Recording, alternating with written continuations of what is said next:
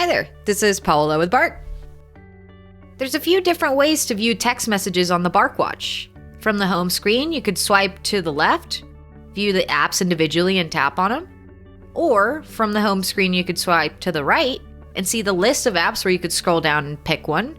You could pick contacts or messages. Either way, you can get into the Messages app.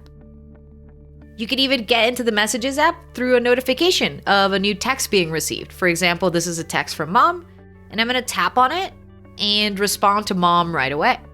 I'm going to type here, but because it's a small keyboard, I'm going to rely on that spell checker option, that quick reply. Send that. Here you'll see that you have options for other quick replies on the bottom left.